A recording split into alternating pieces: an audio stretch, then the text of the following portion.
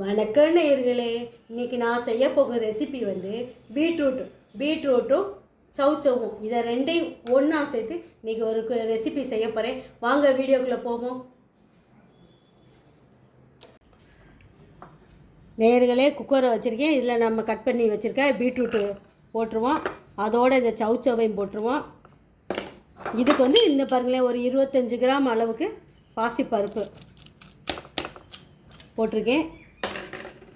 உப்பு கொஞ்சம் போட்டிருக்கேன், அரை உப்பு போட்டிருக்கேன். மஞ்சப்பொடி போட்டிருக்கேன். இதுக்கு தேவையான அளவு தண்ணி.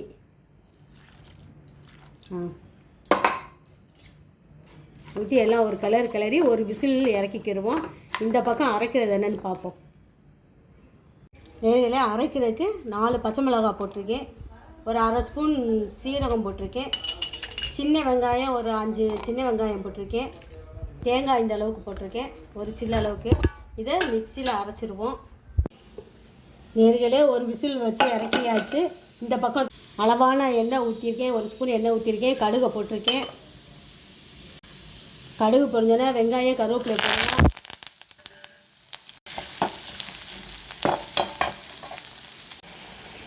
அரைச்சி வச்சுருக்க தேங்காயும் போட்டுருவோம். அரைச்சி வச்சுருக்க தேங்காய் விழுதை போட்டுருவோம். நம்மளுடைய சவுச்சவ் பீட்ரூட்டு கூட்டு ரெடி ஆயிடுச்சு. ஸ்டவ்வை ஆஃப் பண்ணிடுவோம். நேர்களே, நம்மளுடைய சவுச்சவ் பீட்ரூட்டு கூட்டு ரெடி ஆயிடுச்சு. இந்த சவுச்சவ் பீட்ரூட்டு கூட்டை வந்து நல்லா சுடு சாதத்தில் நல்லா அப்படி பிசைஞ்சு சாப்பிட்டீங்கன்னா அவ்வளோ